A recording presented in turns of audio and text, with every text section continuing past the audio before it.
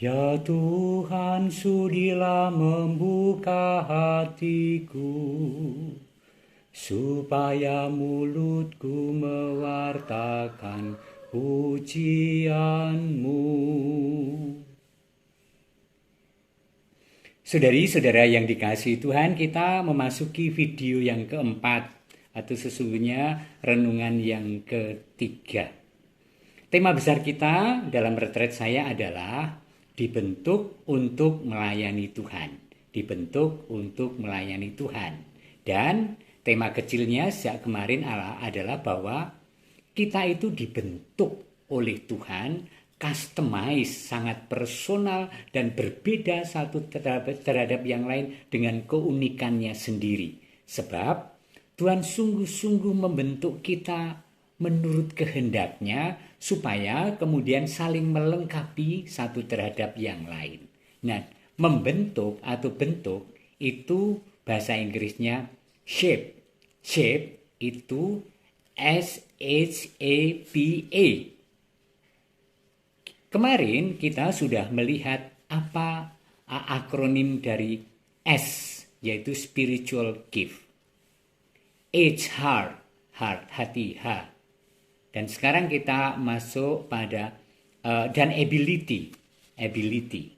Nah, sekarang kita masuk pada ability itu.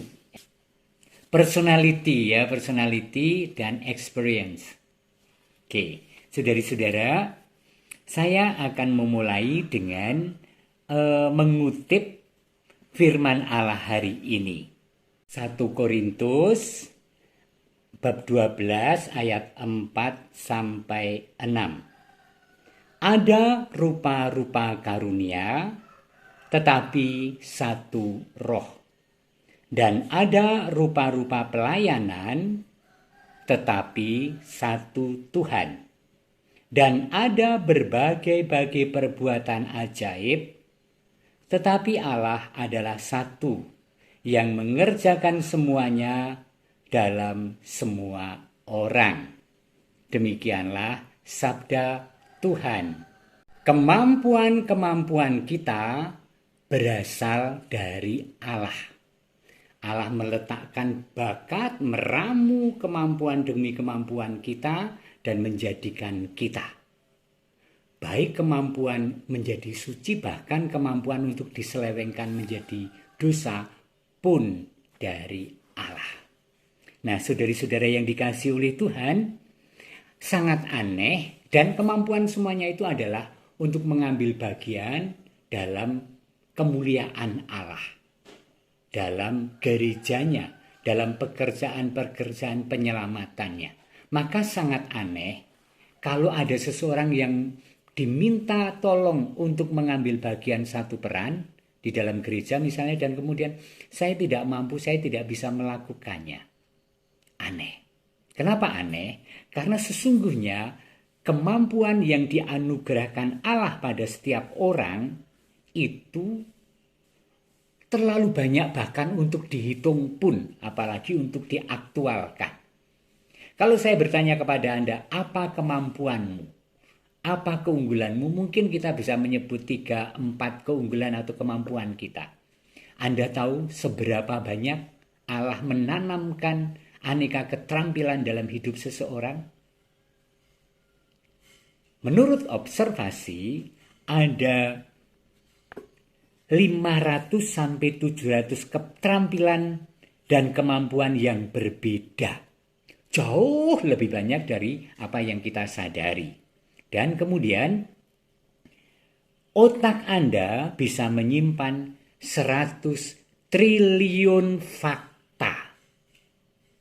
Pikiran Anda bisa menangani 15.000 keputusan per detik. Hidung Anda bisa mencium lebih dari 10.000 bau yang berbeda. Sentuhan Anda bisa mendeteksi sesuatu yang kecilnya 1/25.000 inci. Dan banyak hal yang diberikan Tuhan kepada kita yang membuat kita able, mampu. Itulah ability kita, kemampuan kita. Nah, setiap kemampuan bisa dipakai untuk memuliakan Tuhan. Jangan merasa bahwa aku tidak punya kemampuan tertentu untuk memuliakan Tuhan. Tuhan menciptakan semuanya untuk memampukan kita memuliakan Dia. Maka Anda bisa membayangkan ketika setiap pribadi diberi kemampuan yang unik dan berbeda, dan kemudian Anda mogok, tidak mengambil peran, tidak mengambil bagian. Apa yang terjadi? Posisi Anda tidak tergantikan sebagaimana Allah merencanakan peran Anda. Memang bisa diganti orang lain, tetapi sesungguhnya Anda yang diharap mengambil bagian itu. Atau saya dalam peran saya seperti sekarang ini. Dahsyat luar biasa ya Tuhan. Begitu detail sebagai seniman dan begitu handar beni memiliki kita masing-masing dan memerankan kita pada peran yang sangat besar karya keselamatannya. Sehingga kalau kita tidak mengambil bagian, kalau orang Jawa mengatakan coto, ada sesuatu yang hilang. Bukan ya wis lah hilang-hilang ndok siji. Enggak, coto, kehilangan. Kemampuan-kemampuan itu diasah, diolah, dimatangkan melalui apa yang disebut akronim terakhir E, experience, pengalaman. Nah, pengalaman-pengalaman itu membentuk kita, mematangkan kemampuan kita, membuat hati kita menjadi PK, membuat karunia-karunia kasih Allah, karunia-karunia rohani menjadi optimal aktual. Karena pengalaman. Maka pengalaman sebagai bagian terakhir dari shape, dari bentuk experience, sangatlah penting untuk semakin menjadikan kita dewasa. Ketika menentukan shape Anda untuk melayani Allah, Anda perlu menguji setidaknya 6 jenis pengalaman masa lalu. Disebut oleh Rick Warren demikian. Pengalaman-pengalaman keluarga.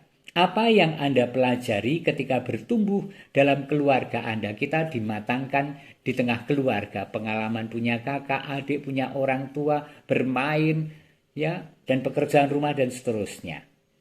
2, pengalaman-pengalaman pendidikan. Sekolah juga tentu saja membentuk kita. Pelajaran-pelajaran para guru, interaksi antar teman. Pengalaman-pengalaman pekerjaan, kalau Anda sudah menjadi dewasa dan bekerja, atau kalau Anda punya kebiasaan bekerja di rumah tiap hari, menyapu, ngepel, membantu ibu, melipat spray dan seterusnya, itu juga menjadikan Anda makin berpengalaman. Dan pengalaman-pengalaman rohani, waktu manakah merupakan waktu-waktu Anda yang paling berarti bersama Tuhan? Kita mengingat, kapan sih saya merasa mengalami Allah? Pengalaman-pengalaman pelayanan, kita juga punya pengalaman-pengalaman pelayanan. Bagaimana saya menghayati itu, pengalaman masa. Dan yang terakhir, pengalaman-pengalaman yang menyakitkan dari masalah-masalah. Luka, penderitaan, pencobaan, pengkhianatan, dan seterusnya. Kita mempunyai pengalaman-pengalaman itu dan dikatakan. Kategori terakhirlah, yaitu pengalaman-pengalaman yang menyakitkan yang paling Allah pakai untuk mempersiapkan Anda bagi pelayanan. Celaka. Ternyata justru pengalaman-pengalaman menyakitkan dan pahit itu pengalaman-pengalaman yang paling manjur, pengalaman yang paling bernilai, pengalaman yang penuh value supaya kita semakin siap menjadi seorang pelayan. Allah tidak pernah membiarkan suatu luka hati terjadi tanpa tujuan. Halo, ini menarik. Allah tidak pernah membiarkan suatu luka hati terjadi. Anda pernah terluka? Terjadi? Allah tidak pernah membiarkan luka itu tanpa satu tujuan. Jadi bahkan pengalaman-pengalaman pahit kehidupan adalah rencana Allah untuk tujuan tertentu. Misalnya begini, Anda adalah seorang istri yang hampir meninggalkan suami karena suaminya itu jelei, membosankan dan membuat dia emosional dan tidak bekerja dan aneka hal. Tetapi kemudian Anda mengolah dan melewati masa itu. Allah menyiapkan Anda untuk mendampingi teman atau saudara lain yang juga mengalami krisis yang sama. Allah punya rencana. Luar biasa ya. Maka, saudari-saudara, sekarang kita sedang dibentuk oleh Tuhan, shape bentuk. S pertama, spiritual gift. H, heart. A, ability. P apa sih tadi? Personality, dulu lupa terus. Dan E itu experience. Ini semua membentuk kita supaya kita semakin siap untuk menjadi co-pencipta bagi Tuhan, memuliakan Tuhan, dan ikut mengambil bagian dalam karya keselamatannya. Yuk, maka dua renungan yang saya ajakkan untuk diri saya pagi ini adalah satu, ability. Aku itu punya kemampuan enggak sih kalau aku punya minat? Aku kan punya minat. Lalu perlu digali seperti apa kemampuanku supaya memang sungguh-sungguh aku menemukan bentukan Tuhan melalui kemampuan. Dan kemudian saya juga ingin melihat pengalaman-pengalaman terpahit dalam kehidupan dan di mana Tuhan punya rencana melalui pengalaman pahit itu. Oke, mudah-mudahan juga menjadi renungan Anda hari ini. Tuhan memberkati kita semua dan keluarga Anda, Bapa dan Putra dan Roh Kudus. Amin.